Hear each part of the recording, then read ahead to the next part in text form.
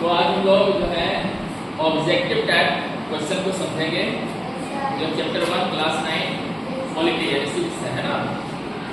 तो डेमोक्रेसी किस भाषा का शब्द है? तो यूनानी भाषा, यूनानी भाषा का शब्द। डेमोक्रेसी जो है यूनानी भाषा का शब्द है।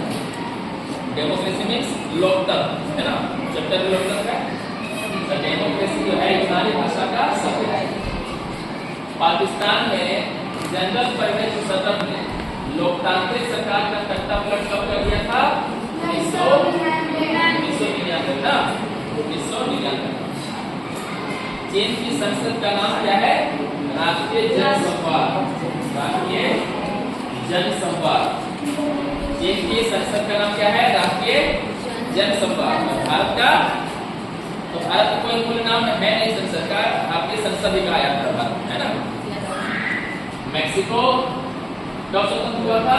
1930 में। मैक्सिको कब स्वतंत्र हुआ? 1930 में। और भारत 1947।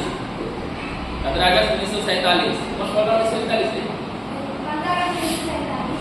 41 पहले बोल देता है, 1947 में, है ना। तो इस तरह मैक्सिको जो है 1930 में स्वतंत्र हुआ था। मैक्सिको में 6 वर्ष के बाद राष्ट्रपति का चुनाव होता है। कितने वर्ष के बाद? 6 वर्ष के बाद चुनाव होता है। और भारत में प्रधानमंत्री का चुनाव 5 वर्ष के बाद। अफ्रीकी देश जिम्बाब्वे को अल्पसंख्यक गोरों के शासन से 1980 में आजादी मिली। कब मिली? 1980 में आजादी मिली गोरों के शासन से। किसको? जिम्बाब्वे को, अफ्रीका देश में। सऊदी अरब में 2015 तक महिलाओं को वोट देने का अधिकार प्राप्त नहीं था। क्या बोला? सऊदी अरब में जो है 2015 तक महिलाओं को वोट देने का अधिकार प्राप्त नहीं था। वैसे क्या है, ये जो सऊदी अरब है वो लोकतांत्रिक देश नहीं है। कौन सा देश है? राजतंत्र है ना, राजतंत्र सरकार होता है। भारत में लोकतंत्र मंत्री का नाम क्या है? संसद, पार्लियामेंट, है ना। भारत में लोकतंत्र मंत्री का नाम क्या है? संसद।